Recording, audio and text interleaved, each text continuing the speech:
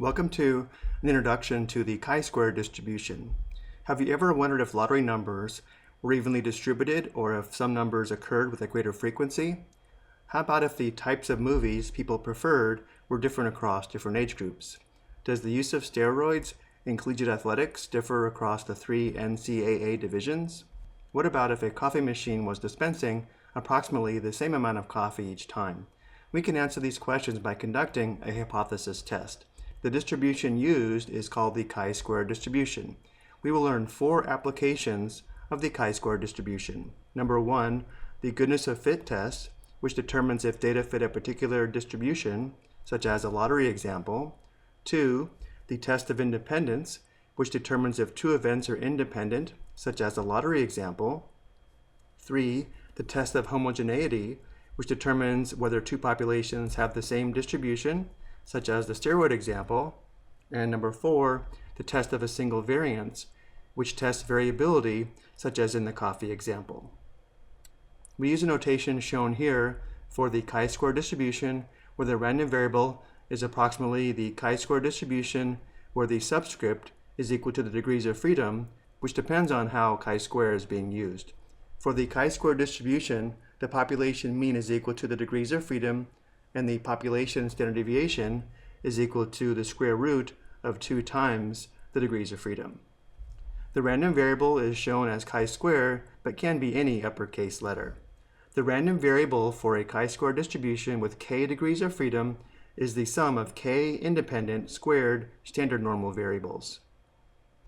If we randomly select independent samples of size n from a normal distribution with population standard deviation sigma and sample standard deviation s, chi-square is equal to the product of n-1 and the square of the sample standard deviation, or just the sample variance, divided by the square of the population standard deviation, or just the population variance. When conducting a hypothesis test, we will be using a right-tail test, and therefore we'll be determining the area under the curve to the right as shown below. To find the p-value on the TID4, we'll be using the chi-square CDF function shown here on the left. And now let's talk about the graph of the chi-square distribution. Number 1, the curve is non-symmetrical and is skewed to the right. Number 2, there's a different chi-square curve for each degrees of freedom. Let's take a look at an animation of this. So right now we see the graph of the chi-square distribution where the degrees of freedom are equal to 0. And we can see the graph change as the degrees of freedom change, where the degrees of freedom are equal to k here in the lower left-hand corner.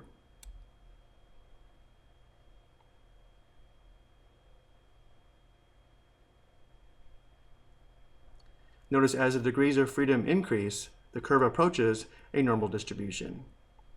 Going back to our notes, number 3, the test statistic for any test is always greater than or equal to 0. Number 4, when the degrees of freedom are greater than 90, the chi-square curve approximates the normal distribution. For example, if we have a chi-square distribution where the degrees of freedom are equal to 1,000, the mean is 1,000, and the standard deviation is equal to 2 times the square root of 1,000, which is approximately 44.7, which is approximately a normal distribution. And then finally, the mean mu is located to the right of the peak. In the next several videos, we'll be looking at the goodness of fit test, the test of independence, the test of homogeneity, and the test of a single variance. I hope you found this introduction helpful.